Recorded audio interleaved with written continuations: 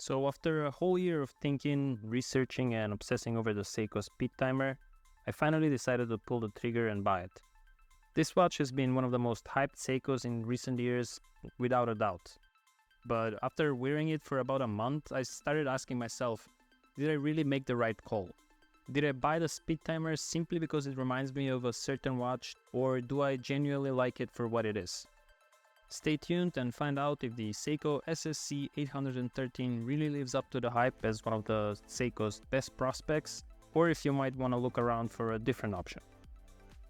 After countless hours of reading reviews before buying this watch, one thing kept popping up over and over again: the comparison between the Seiko Speedtimer and the Rolex Daytona. So let's be clear here. I think this comparison is totally out of place. Although I haven't had the chance to touch a Daytona yet, let alone review one thing I realized: the Speedtimer is not trying to be a Daytona. Sure, both watches share the chronograph design, but the Speedtimer has its own unique history, rooted in Seiko's long-standing legacy of creating precise, reliable chronographic timepieces like the Speedtimers of the 1970s.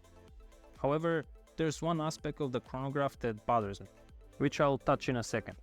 One of the first things I was curious about before buying the Seiko Speedtimer was how it would actually feel on the wrist.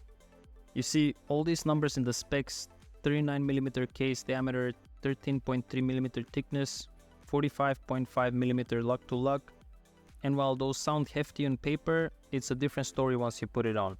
Despite its size, the Speedtimer has a well-balanced design that makes it feel much more compact than you'd expect.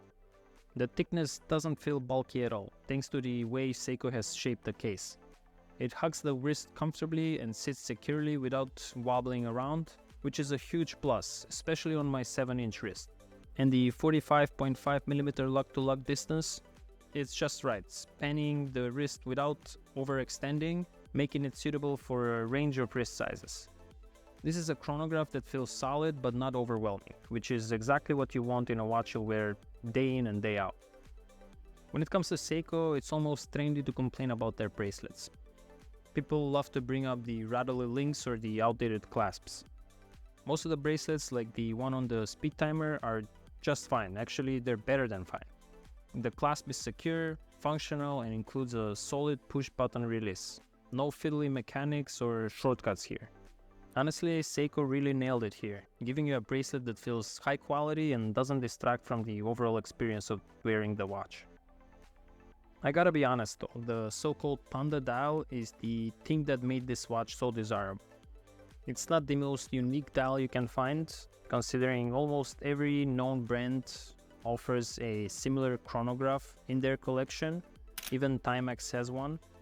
But the dial is beautifully laid out, balancing both form and function, except for the date window placement that some might find odd. You've got the classic 3 sub-dial chronograph setup, but instead of overwhelming you with details, it feels intuitive. As for the chronograph function, it's really only useful for timing events shorter than 1 hour. That's because out of the 3 sub-dials, only the one at 6 o'clock is dedicated to the chronograph. The sub-dial at 3 o'clock shows a 24-hour time, which is tied to the main timekeeping, a feature that's not particularly useful. And the sub-dial at the 9 o'clock is for the running seconds. And to make it worse, the chronograph minute counter at 6 o'clock, as the most used sub-dial, is also the smallest of them all. Cramming 60 minutes into such a tiny space really makes it tough to read. So overall, if precise timing over 1 hour is your main goal, you're probably better off using the stopwatch on your smartphone. One of the most convenient features of the SSC813 P1 is the solar-powered V192 solar quartz chronograph movement. It harnesses light to charge the battery, offering a far longer lasting power reserve than any mechanical or automatic counterpart. You get the accuracy and reliability of a quartz watch with the environmental benefit of a solar charging. But yes, I know, mechanical watch snobs would say that mechanical movements have charm and the artistry is undeniable. But when it comes to reliability and everyday usability, quartz is often the better choice, especially in a tool watch like this. Overall, the Speedtimer design is simple, classic, and has a nice flow to it. The big and bold bezel is striking, The retro pump style pusher look good and the applied indices are polished in such a way that they have just the right amount of shine. In the end, I think the SSC813 is the latest Prospex model that Seiko is marketing as a nod to a vintage piece from their storied past. However, unlike models like the SPB143, which does a solid job of capturing the essence of 62 mass, or the SPB151, which is almost an exact replica of the iconic Captain Billard, the so-called Seytona doesn't have much in common with the original 6139 Speedtimer, aside from the fact that it's a chronograph.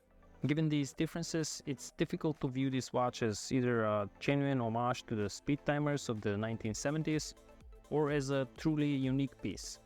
It feels more like a modern chronograph who happens to use the Speedtimer name. So, do I regret my decision of buying it? Absolutely not. I like the way this watch looks and I really enjoy the convenience of the solar-powered movement. But is it really worth $675? In my opinion, not quite, especially not for the chronograph that can fulfill its main purpose. Now, if you manage to find this watch at a discount, it's a no-brainer. But in my opinion, you probably could save up for the SPB143 or go for the Turtle, watches that offer a more unique look and richer history than the Speedtimer.